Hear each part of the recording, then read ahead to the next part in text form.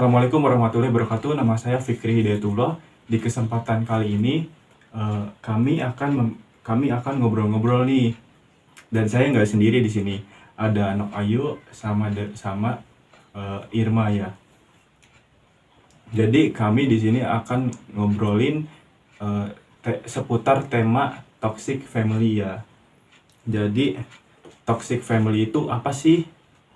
Toxic family adalah para anggota keluarga yang berperilaku saling menyakiti satu sama lainnya, baik secara lisan maupun verbal gitu.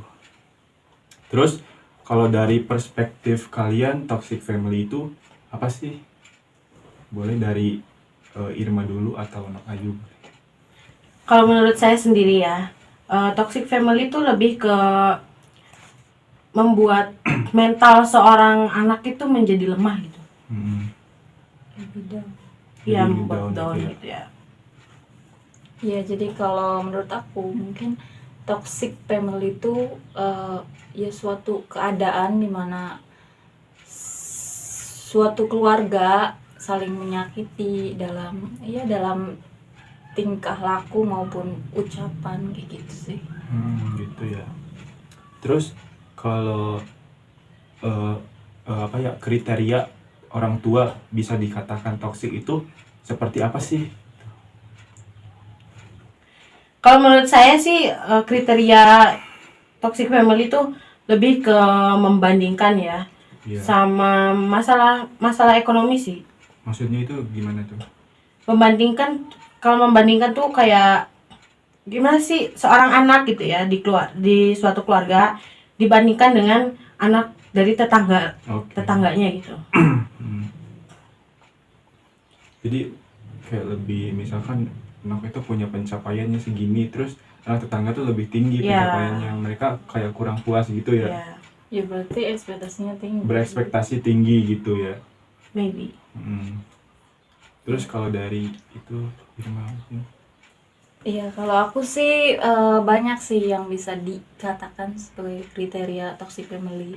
Salah satunya yang aku alamin itu kayak misalnya terlalu overprotective. Jadi di keluarga aku tuh kayak punya rules, kita tuh nggak boleh keluar dari jam 6 malam ke atas gitu, kita nggak boleh keluar. Kalau misalnya kita melebihin gitu ya, pasti bakal dimarahin, ditanya-tanyain kamu dari mana, atau ya pokoknya langsung diinterogasi lah kayak gitu. Berarti nggak ada kebebasan waktu gitu ya? Iya, jadi kayak dikekang kayak gitulah semacamnya. Terus juga keluarga aku tuh bisa dibilang kayak kurang harmonis.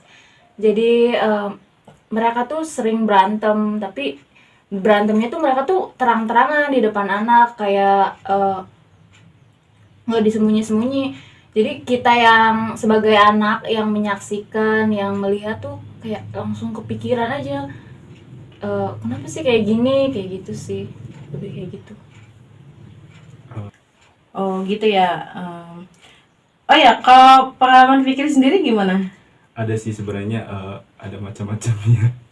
Dari kayak mulai dari ekspektasi yang terlalu tinggi kepada saya, misalkan misalkan udah lulus gitu ya, terus tuh mereka tuh menginginkan aku tuh kerja di mana gitu, langsung kerja dapat gaji yang segini gitu. Mereka tuh kayak misalkan aku udah dapat kerja nih, tapi ekspektasinya gajinya tuh kurang tinggi gitu, memuaskan. Jadi mereka kayak kecewa gitu. Kayak terus tuh suka sama kayak Nok Ayu gitu, suka membanding-bandingkan juga sih sebenarnya sama itu. Terus kayak suka mengungkit-ngungkit yang udah gitu. Tahu nggak sih, misalkan kayak ini loh mama tuh udah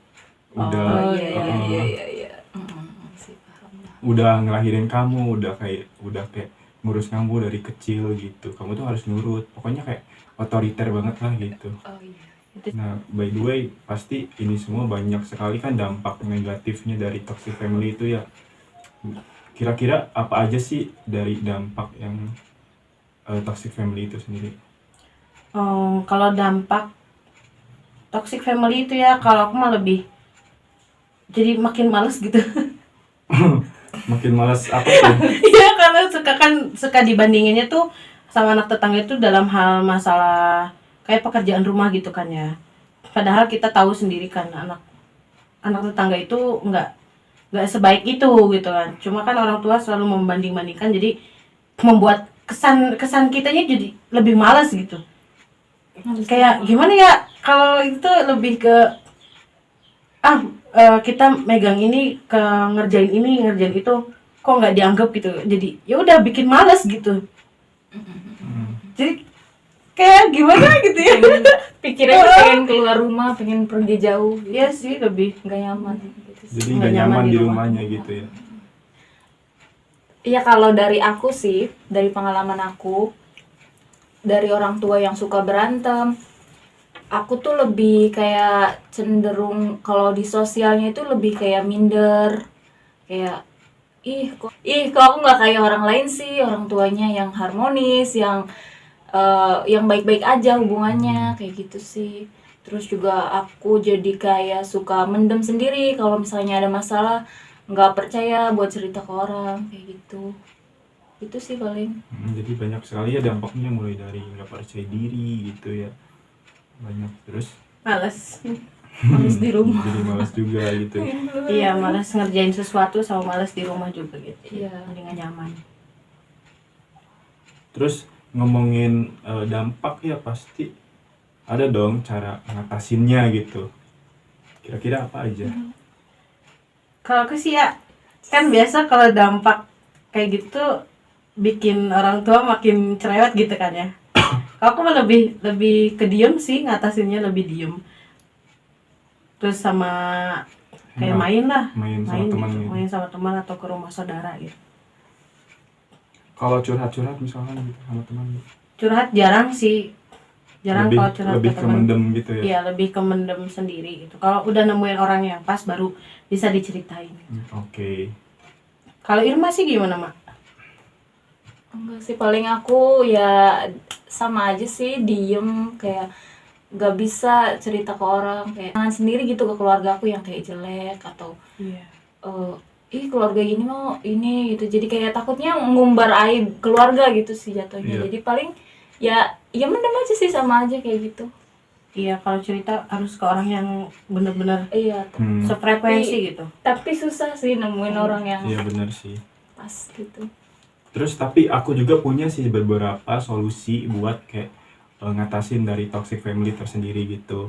Mulai dari pertama itu jaga jarak kepada orang tua.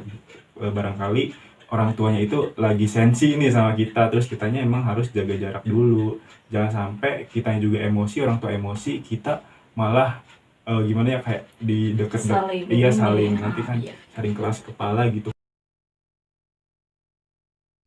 Iya sih, memang komunikasi itu penting ya, apalagi komunikasi sama keluarga itu penting banget gitu, supaya menghindari kesalahpahaman, Betul. kayak keributan atau apa gitu kan.